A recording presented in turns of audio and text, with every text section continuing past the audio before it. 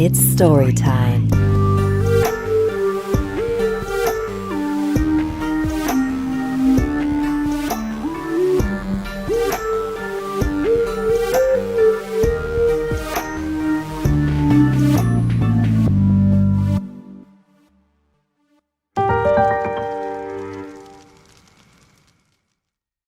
Gene had just moved to Cebu City in the Philippines, leaving his boyfriend Kevin alone in their apartment in Manila. The gig is only a couple of months, Gene assured Kevin over video chat.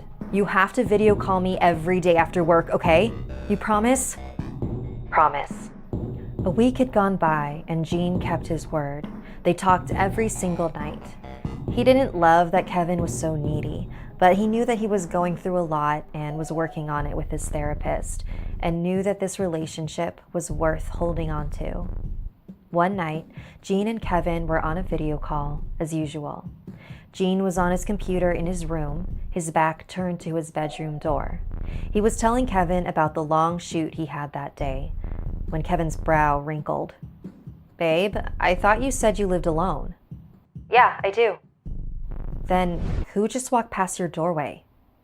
Gene swiveled his chair around. Oh, you're probably seeing the tree outside. One sec. Gene left the room for a minute and returned. Kevin's heart began to pound. There's this tree outside that casts weird shadows, but I closed the curtains so it won't bother you anymore, okay? Kevin's silent face stared back. Show me the tree. Are you serious? Show me the tree. Gene let out a heavy sigh and picked up his laptop. Kevin watched intently as Gene aimed the camera at the windows. He opened the curtain, revealing a barren, eerily shaped tree. He then pointed the camera towards the doorway, where a humanoid shadow appeared. Kevin hung his head in shame and chuckled. Kev, if this is going to work, we need to trust each other. I know. Sorry. I'll be better, I swear. Kevin held his pinky up to the camera. Gene did the same. The next night, Gene and Kevin hopped on a video call. Gene was filling him in on how his shoot went when somebody crossed the doorway behind him. Gene was so focused on telling his story that he didn't even notice the shift in Kevin's expression. Kevin continued to nod and pretend to listen while he secretly began to record their video call, both hoping and not hoping to see the person walk by again. A half hour had gone by, and Kevin's focus had never left the doorway. Are you okay? You've been kind of quiet. Yeah, sorry, I'm just kind of tired, that's all. Okay, well, I miss you. I'll talk to you tomorrow. Just as Gene ended the call, Kevin caught something moving in the doorway. He quickly replayed the recording. In the last few moments before Gene ended the call, there was a single frame of what was clearly a man standing in his doorway. Kevin's heart sank. The next day, Kevin's anxiety was at an all-time high. Gene had been lying to him, and now he had proof. But how was he going to call him out on it?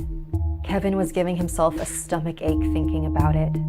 He decided that when they got on their nightly call, he would just be direct. 7 p.m. came, and Kevin answered Gene's call. Hi, Kev. How was your day? But Kevin didn't say a word. He shared his screen, revealing the screenshot from the video from last night. I don't get it. What is that? You've been lying to me, Gene. Why would you do this to me? Kev, I swear, I don't know who that is. I swear. He held his pinky up to the camera. We're done, Gene. I'm gonna start looking for my own place. Have fun with your friend. Oh, look, there he is. The man entered Gene's bedroom. Kevin ended the call and cried into his hands. After a few moments, he collected himself and pulled up the recording of the video call he just ended. Show me your face, you bastard. He scrubbed the video until the end. The man entered the bedroom. Gene turned around, fell out of his seat, and screamed. As the man got closer to camera, Kevin's eyes got wider.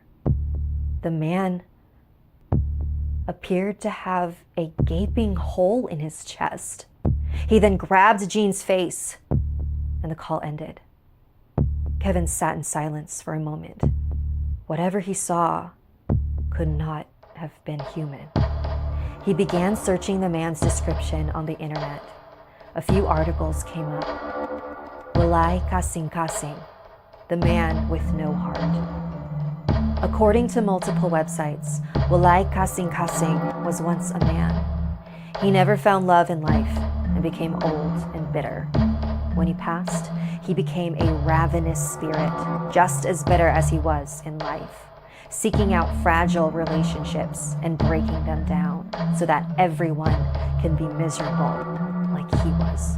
Once he's gained enough power from the negative energy they produce, he consumes the couple and moves on to the next. Kevin couldn't look away from his screen. This was all his fault. He quickly booked a ticket to Cebu City and headed straight for the airport. A few hours later, he found himself outside of Jean's apartment.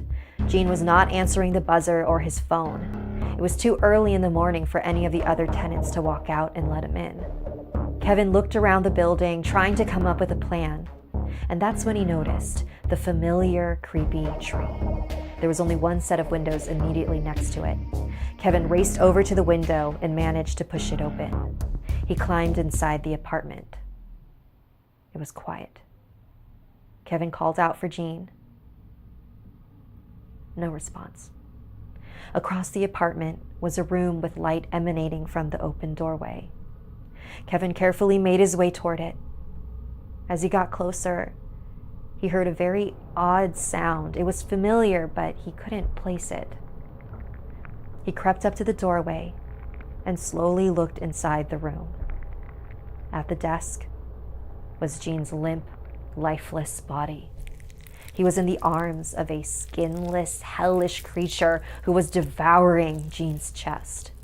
Kevin let out a horrified gasp.